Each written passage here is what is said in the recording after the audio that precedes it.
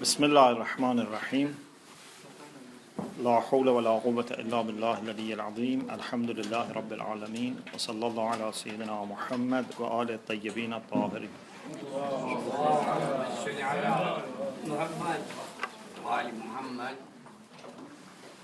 اللهم أخرجني من ظلمات الوهم وأكرمني بنور الفهم اللهم افتح علينا أبواب رحمتك وانشر علينا خزائن علومك برحمتك يا أرحم الراحمين. So before Salat, we were talking about Qawa'id, the rules from which we try to draw Islamic rulings. So we said one rule is كل ظاهر قرآني حجة or ظواهر القرآن حجة. The other rule is that صيغة الأمر ظاهرة في الوجوب. Yeah, when you say أقيموا الصلاة, this أقيموا is صيغة الأمر. Yeah, in Ilm Sarf you learned that this is صيغة أمر, this is for command. Okay? When someone says افعل, like for example اكتب, ادرس, اذهب, or it can be like أقيموا الصلاة, آتوا الزكاة. This is all amr. Amr can be used sometimes for wujub, obligation, sometimes for recommendation, istihbab. Can be used for different things. Even sometimes amr can mean mubah, permissible. You may say, how does it come that when we say do, it means it is possible? But inshallah you will see that sometimes amr is used to just indicate that something is permissible. Like what? When something was prohibited, okay? Then when the ban is over, to say that the ban is over, sometimes they use sighi amr. For example, you had cold. Doctor told you do not eat certain food. Do not, for example, drink certain things. Okay? When you are okay, alhamdulillah, you have your health, then doctor says, eat that food. Drink that, drink which I had told you not to drink or eat. When he says eat or drink, does it mean that you must eat, otherwise you become again ill? No. It means that the ban is over. Or for example, in the Quran, let me give you a Quranic example. Allah subhanahu wa ta'ala, after the prohibition of having marital relation in the nights of Ramadan was abrogated, said, Al-ana bashiruhunna. Does it mean that it has become one of the wajib acts of the months of Ramadan? No. Bashiruhunna here means it's not haram. It doesn't mean that it is wajib. It doesn't even mean that it is mustahab. It means it's permissible. Okay? Inshallah we will talk about it later. So, command or sighatul amr can be used for wujub, can be used for istihbab, even can be used for permissibility, but al-ma'na al-zahiri, that meaning which is more probable and the intelligent, rational people do not take alternative meanings seriously, is wujub. So when someone says if'al, you cannot say 100% he meant wujub, but you can say the possibility of not meaning wujub is so little that we ignore it. Okay? Inshallah later we discuss this when we talk about awamir. Just for the sake of understanding, a case, we mentioned this. So, أقيموا الصلاة is صيغة الأمر.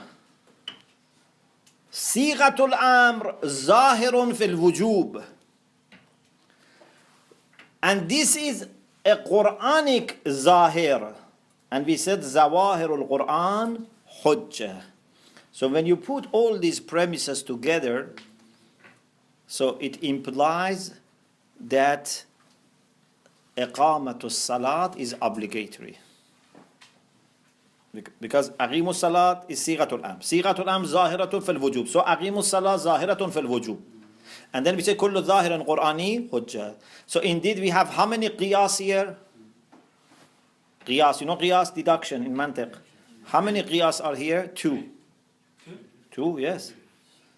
Each qiyas has two premises, minor and major. So one qiyas, one deduction is sighatul am zahiratun fil wujub. Okay? And kullu zahiran Qur'ani hujjah. The other deduction is aqimus salah sighatul amr. And sighatul amr zahiratun fil wujub. So aqimus salat zahiratun fi wujub as-salah. Okay. This is an example how we apply general, universal or kulli rules to particular instances or cases. Okay? So, this is about qaida and qawaid. Okay? And then we said ahkam. Because we are talking about the rules from which we want to understand Islamic rulings, ahkam. What is ruling? What is hukm? Hukm or ruling, there are different translations for hukm. I thought ruling is better. Therefore, in the book, I used ruling for hukm and rule for qaida. Okay? Ayatollah Muzaffar and many other people have this discussion, and Sheikh Fadli had this discussion about what is hukm. Very briefly, we believe that Islamic Sharia is governing every aspect of our life, governs all aspects of our life. Your relation with people, family members, neighbors, I don't know, your clients, your boss, your employee, with the government, with other governments, other nations, all these types of relations that we have, yeah, they are all regulated in Islamic Sharia. So Islamic Sharia has a kind of guidance for everything that we need to do. Should I do this or shouldn't? Should I say this or I shouldn't? Should I pay this or I shouldn't? Hukm is that ruling that belongs to a particular action or particular situation. Inshallah, we will explain that sometimes hukm is taklifi, sometimes is wad'i.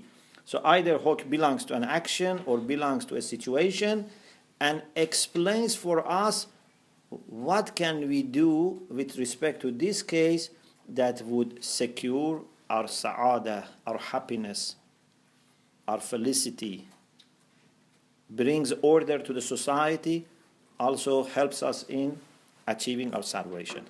So hukm is this. And adillah is what we discuss it later. Adillah, the sources from which we understand Islamic rulings. We have Quran, Sunnah, Aql, Ijma, but also we have Usul Amaliyah. Those four, Quran, Sunnah, Ijma, Aql, are for understanding Ahkam Waqi'i. We have Usul Amaliyah for understanding Ahkam Zahiri. Inshallah, we'll explain this later. In this, section, when we talked about hukm, Sheikh Fazli starts talking about different types of hukm. So before we reach dalil, we expand on hukm. Okay? There are many different divisions about hukm that you have to learn. I am afraid that our discussion this week and next week might be with too many details, too many new terms for you. But please be patient, because this is just to set up everything for future discussions. So it's not that every session we will have too many new things for you. This is just first 2 sessions. Okay? Are you going to be patient? Inshallah. Okay. Inshallah. Allah gives you Shahr Sadr, inshallah. Before we talk about the first division, in logic, I think you have studied taqsim. Yeah? You know taqsim in logic. Sometimes we want to classify it. So we divide something into different types. The same thing can be classified in different ways. Yeah? You know that. For example, sometimes we divide the people who are in this class according to their age. Sometimes we divide the people who are in this class according to gender. Sometimes we divide them according, for example, to their citizenship. Sometimes we divide them according to their level of knowledge. So the same thing can be divided into different divisions based on what was your, concern. Was your concern their age? Was your concern their citizenship, their gender, their knowledge? Okay? So the same thing can be classified in different ways. One of the divisions of hukm, so hukm can be divided in different ways. One way of classifying hukm is to divide it into hukm waqi'i and hukm zahiri. Who knows what is hukm waqi'i? Because waqi'i is also awwali or thanawi. So waqi'i by itself is divided. Okay. The reason I ask you this, because waqi'i can be used in another sense, and I didn't want you to be confused. Here by waqi'i, we mean the ruling which belongs to something in its reality. In its reality. This is in contrast to hukm al-zahiri, and that is when we don't know hukm waqi'i and we are in the condition of doubt. Then we have to come up with a practical solution. For example, sometimes we have a way to establish whether smoking is halal or haram. Okay? For example, there is ayah, there is riwayah about smoking, either generally or specifically. So Figh is able to say that smoking is halal or haram as hukm waqi'i, because he has found a hadith or ayah or ruling that clarifies this issue. Sometimes Figh exhausts his energy and doesn't find anything. So he says, we have doubt whether in Sharia smoking is halal or haram. Definitely it has a ruling in Sharia, but I don't have any way to establish. I am in doubt. But we have to do something. We cannot, remain in doubt. Anyway, either we smoke or we don't smoke. What we do, then here we use some practical principles that we have, which we only use when we are in doubt about hukm waqi'i. For example, we have asalatul bara'ah. كل شيء لك حلال حتى تعرف أنه حرام. Everything is permissible unless you know that it is haram. Okay? So, if you don't have any guidance, any specific reason which says smoking is haram, you practically assume that this is halal. But does it mean that it is really halal? In reality it's halal. We don't know whether it's reality is halal or not. We just have to establish something for our practical purposes. Okay? It can be an example like this. It can be an example which is simple. Like, for example, you had wuzu at 10 o'clock in the morning. You had wuzu. Now it is 12 o'clock. It's the time of salat. You don't know whether you had a nap or not. You know, we're very sleepy, but whether you slept or not. So, shall I make another wuzu, or I can assume my tahara is remaining? So, here we have a principle, istishab. لا تنقض اليقين بالشك.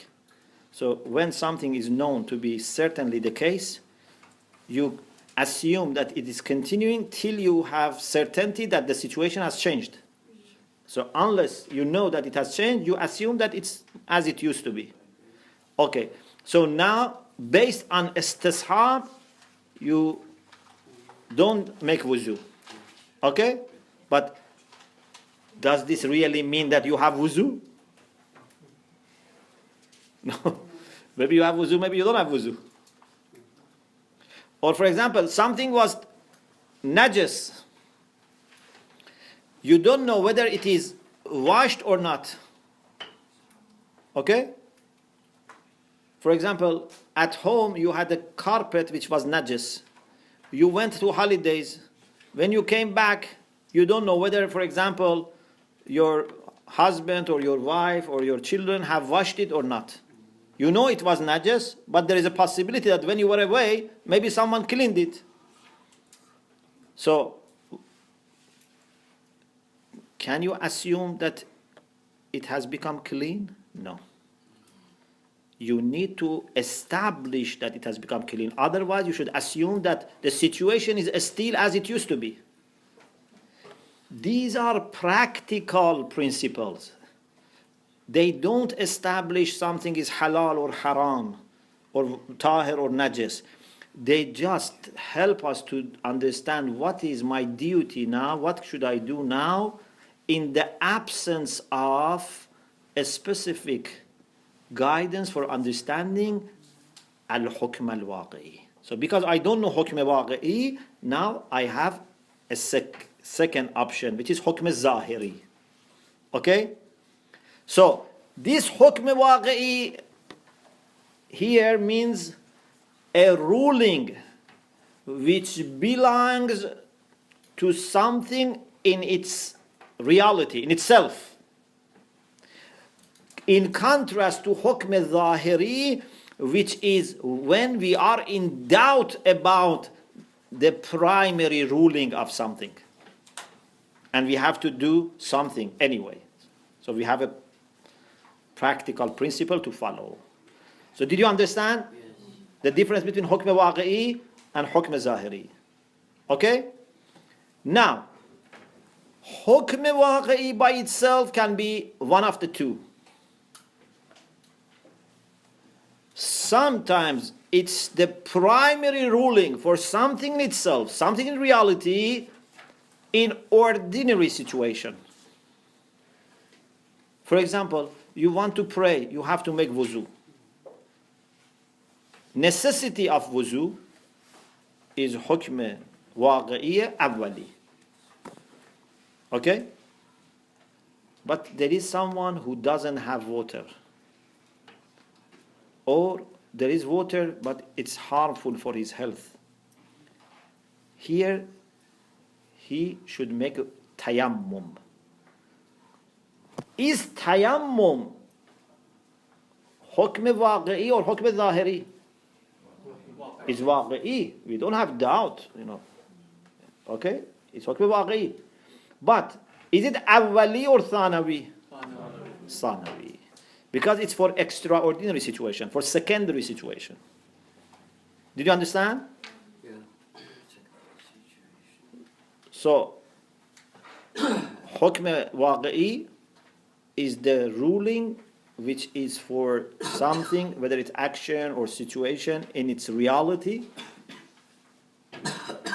And then it can be either awwali, primary, when it is for ordinary cases, or thanawi, when there is a secondary situation, extraordinary situation. Yes. Then we have either evidence from the Quran or Hadith or maybe from Aql that this is what we have to do in extraordinary situations. And Zahiri is when there is no guidance for that subject in particular. Then we bring some kind of solutions that we have that we can use it in all cases, which is Usul Amaliya. Inshallah, we will talk. We have 4 Usul Amaliya. We will talk when we use istishab, bara'a, takhir, ihtiyat. These 4, inshallah, we'll talk about it later. Okay, if you understood this, I mentioned another sense in which hukm waqi'i is used, which is not in the book, because sometimes maybe in your reading or when you listen, you come across that meaning, and I don't want you to be confused. Sometimes when we say hukm waqi'i, we mean that ruling which is in the knowledge of God, fi ilmillah. That is something which is different from what we are saying here, because when faqih is following ayah or riwayah or aql to come up with hukm waqi'i, still we cannot always be 100% sure that this is what is in the knowledge of God. Is it clear?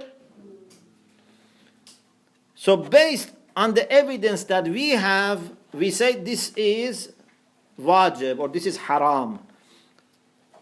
Maybe in the knowledge of Allah is different.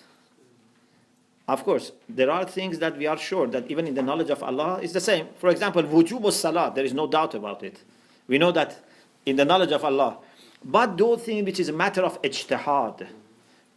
So faqih has to exercise ijtihad, and maybe different fuqaha have different views.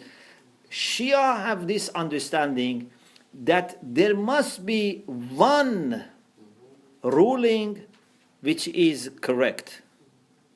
Because in ilmullah, there is one thing which is what we are supposed to do. Okay?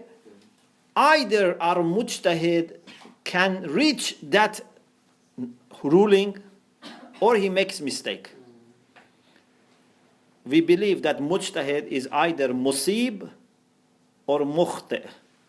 Either he can reach the truth or can make mistake. Okay? Because there are some Muslims, non-Shia, who believe that every mujtahid is musib. So this leads to relativity. It means that there is nothing, there as Islamic ruling. Depending on mujtahid, the ruling can be different. We say no. There is one true ruling. Our mujtahids, if they are qualified, they will be rewarded, insha'Allah, for their ijtihad. There is no doubt about this. They have sincere intention, they are skillful, qualified, they do their best. So they will be rewarded. But we don't guarantee that they don't make mistakes. There is a chance that they understand what is in the knowledge of Allah, the hukm. Then they will have 2 rewards. Lil musibah ajran. They have 2 rewards. Or they may make mistake. At least they have the reward of doing ijtihad. Okay? So this is very important thing. So the Shia understanding here is very rational. We don't believe in the relativity of truth, but also we don't say that when a mujtahid is making a mistake, then he will be punished. He will not be punished because he's qualified and he has done his best. And inshallah later we will explain that there are cases that mujtahid is not certain about the ruling. Look at this point. Mujtahid is not certain about the ruling, but is certain about the correctness of the procedure that he has followed. This is important. On the day of judgment, Allah subhanahu wa ta'ala would not ask you why you didn't act according to what is in my knowledge. Allah would ask you, have you followed the hujjah which was there? Okay? So you have to have a hujjah. What is a hujjah for a person who is not ma'soom? A hujjah for a person who is not ma'soom is ijtihad. He does his best after many years of study, after training, after reading, thinking. Honestly, he tries to understand the ruling of Allah. He has a methodology. He follows that methodology. This is the hujjah. He can use this hujjah. We can also follow the one who is a'lam, and this is our hujjah. So, if someone asks you why you follow something that you are not certain, Quran says don't follow than suspicion or doubt. We say we are certain. We are not in doubt about the validity of our procedure. We are certain that this is what we have to do. What we are not certain about is whether this also corresponds to what is in the knowledge of God, and that is not required from us. You understand? So, hukm waqi'i sometimes is used to refer to what is the true ruling that Allah subhanahu wa ta'ala knows. In nafsul am, inshallah in philosophy you read nafsul am. What is in the realm of the truth, that is hukm waqi'i. That we may reach or we may not reach. What we are talking in this lesson is different meaning. Okay? We are talking about hukm waqi'i as a ruling which pertains to the subjects in themselves, in their reality. In contrast to hukm zahiri, which is the ruling which pertains when we are in doubt about hukm waqi'i. Is it clear? Alhamdulillah. Okay. Now we move on to another classification. I told you, you can classify the same thing in different ways. Another classification.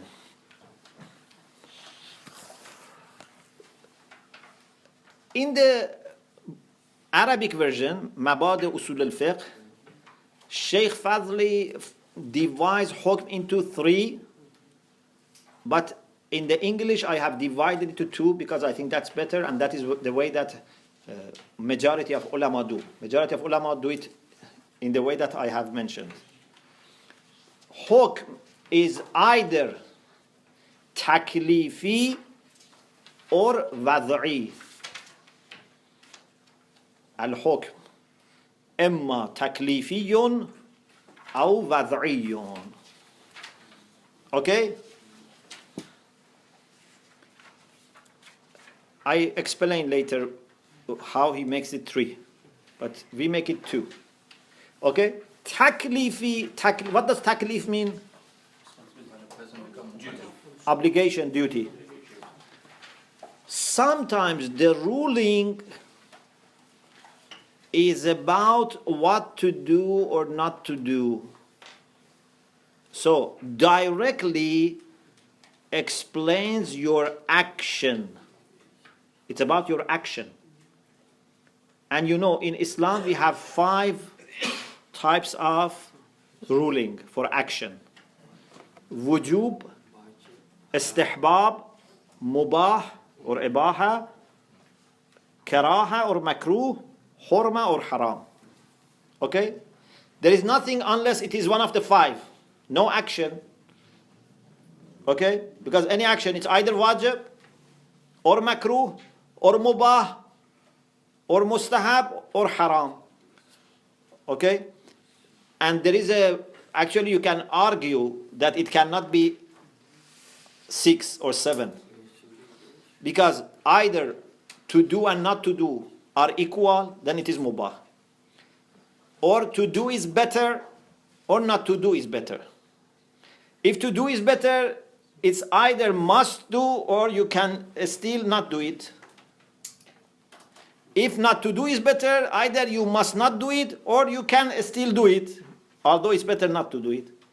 So it's 2, 1, 2 becomes 5. Is it clear? So, why something becomes wajib? This is explained the book briefly, but I think maybe in Aqaid or another lesson I explained this. Why something becomes wajib? If someone asks you why something becomes wajib and not mustahab. Of course, you can understand why something is wajib and not haram. But what is the difference between wajib and mustahab? What is the difference between makruh and haram? So, why something is wajib and another thing is mustahab? Okay. First of all, Things which are wajib are usually beneficial to you as well. pardon? Things which are wajib are usually beneficial to you as well. Even mustahab is beneficial. Yeah.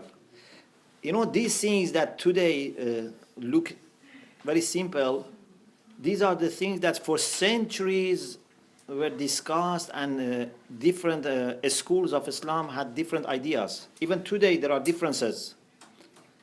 You know, like I said, you know, we are not musawwiba, we are mukhatta'a. We don't believe that all mujtahids are reaching the truth. Another issue which was very controversial is that the Shia have the idea that the rulings are based on real maslaha and mafsada, interest and harm. We believe that Islamic rulings are based on interest and harm. Some non-Shia also believe the same, but there are people who have another option. For example, Ash'arites, they don't believe that there is objective interest or harm. We believe that every ruling that Allah makes is based on interest and harm. In other words, Allah subhanahu wa ta'ala, in His legislation, He just is concerned about what is good for us or what is bad for us. Had we had the same knowledge that Allah has, we would have made the same judgment. Another thing that you should write for your grave is this sentence. These are few sentences that are very important. I want you to remember these sentences. Al-awamir al-shar'iyyah. This is not hadith, but very important. You know, these are some like keys of knowledge. Al-awamir al-shar'iyyah irshadatun ila al-ahkam al-aqliyyah. It's a very beautiful sentence. Al-awamir al-shar'iyyah irshadatun ila al-ahkam al-aqliyyah. What does it mean? It means that something which is explained in religion as a ruling indeed is an indication of a rational ruling. What Allah commands us to do is just to help us understand something that Aql also would ask us to do. Maybe you understand by your Aql, maybe you don't understand. Certain things you understand. For example, Allah said, don't kill yourself. لا تقتلوا أنفسكم. You don't understand? You understand. There are things that we don't understand because we don't have enough data. But there is nothing in Islam which is arbitrary, na'udhu billah. That Allah says do something and there is no basis for it. Everything has basis in truth, in interest and harm. Is it clear? So, the role of Allah subhanahu wa ta'ala here is the role of an educator, a teacher, a person who loves us and tells us what is to our best interest. Okay? So, al-awamir al-aqliyah irshadatun ila ahkam al-aqliyah. Anyway, when something has harm, and the harm is that much that prevents you reaching sa'ada, happiness. You cannot go to heaven with that. You cannot get close to Allah subhanahu wa ta'ala with that. It becomes haram. So what is haram? Haram is that action which has that much of harm by which you cannot move towards your destination. You will be blocked. Makruh is something which has harm, but still you can manage to get to the destination. But it reduces your pace. It slows down. When you do makruh, it slows down. Or it doesn't let you to reach higher levels. Yeah? So, this is haram and makruh. So, in both of them there is mafsada, there is harm. But in haram, the harm is great. Don't think about doing haram and reaching your destination. Okay? Now we go to the other side. Wajib secures your interest. And that interest is so much needed, without which you cannot reach. Like, for example, if you have a car which has no petrol, then you cannot move. So petrol is wajib. But there are some supplementary liquids that they add to petrol. You know? I think it's here available, yeah? In Iran we have, there are some supplements that you add to the petrol. Then the engine works, smoothly, the speed goes higher. So this is mustahab. You have to have petrol. You cannot just put this. Mustahab would not suffice wajib. But when you have wajib and then this mustahab, you move very fast. Why Salatul Layl is mustahab? Because even without Salatul Layl, it's possible to reach, but you would not be moving fast, or you would face lots of difficulties, and therefore, even if you reach just the lowest level. Okay? So, this is on the side of interest, on the side of harm. What about mubah? Then what is mubah? Mubah is something that doesn't have considerable interest nor considerable harm. I'm saying considerable because I don't think there is anything which has no harm or interest at all. But there's no considerable. So it's mubah. But this is from a fiqh point of view. From a spiritual point of view, we don't have mubah. Do we have mubah? No. Because at least you are wasting your life. Yeah? So, for example, speaking. If someone speaks for teaching people necessary things, this speech is wajib. If this speech is to say salam, it's mustahab. To respond to salam, it's wajib. So a speech is sometimes mustahab, sometimes wajib. Sometimes a speech is makruh, sometimes it's haram. If there is none of these things, they say it's mubah. But spiritually, even idle chatting is not good, even if it is not haram. Yeah? You have to have a purpose because you are losing your life. Anyway, we are talking about fiqh side of it, which is based on considerable harm and considerable interest. Okay. These 5, wujub, istihbab,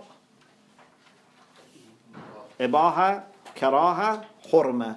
These 5 are called al-ahkam al-taklifiyya. The rulings which pertain to your taklif, your responsibility, your duty. Okay? Opposite to this, the last part of the lecture is now very important. Al-ahkamul wad'iyya. The rulings which relate to situations. I ask you a question. Milkiyya, ownership. When someone sells something, another person buys. So the ownership is transferred. This ownership is a ruling, but it doesn't pertain to action in a direct way. Yeah? We cannot say milkiyya is wajib or mustahab or mubah. Milkiyya is hukm waz'i, is a situation ruling. Okay? Or zawjiyya, two people get married. Or talaq, two people are divorced. Marriage and divorce are two rulings in Islam, but they are not ahkam taklifi. Marriage is not wajib or haram, you know. Yes, from these, some ahkam taklifi originate. When two people are married and two people are not married, many ahkam taklifi come in. Like, you know, ownership. When you are owning something, you can use it. If you don't own it, you cannot use it without permission of the owner. Okay? Or, for example, sababiyat, shartiyat. For example, wuzu is a condition for salat. Okay? This is a ruling. It's a hukm. What type of ruling is this? Shartiyatul wudu lis-salah. Is this hukm taklifi? No. This is hukm waz'i. Based on that, you understand that if you want to make salat, you have to make wuzu. So from this, you derive a hukm taklifi. But this by itself is not hukm taklifi. Is it clear? Or for example, if someone, na'udhu billah, in the months of Ramadan breaks intentionally his fasting, this intentional break of fast is the cause, is sabab for kafara. Sababiyatul iftar al-amdi lil-kafara. This is a ruling, but this is hukm waz'i, not hukm taklifi. Is it clear? So, in a classification, which is different from the previous one, we divide every hukm either to hukm taklifi, which directly is about action, it's wujub, hurmat, istihbab, karaha, ibaha, or hukm bad'i, which is about the situation, like zawjiyat, milkiyat, shartiyat, sababiyat, and so on and so forth. In the book, Al-Ahkam al-Taklifiyya is a title which is used for wujub and istihbab and karahan and hurma, and for ibaha, hukm takhiri is used. And this is why Sheikh Fazli divided into three. He says Al-Ahkam al-Taklifiyya, Al-Ahkam al-Takhiriyya, and Al-Ahkam al-Waz'iyya. But this is not common. The best way is the first. Al-Ahkam al-Taklifiyya, because even ibaha is about your action, and in this sense it's the same as wujub and hurma and karaha and istihbab. So, al-ahkam either are divided into waqi'i and zahiri, or into taklifi and wad'i. I think for today, this is enough. Inshallah, review it, do mubahasa, and we continue next week. Wa akhiru da'wana and alhamdulillah rabbil alamin.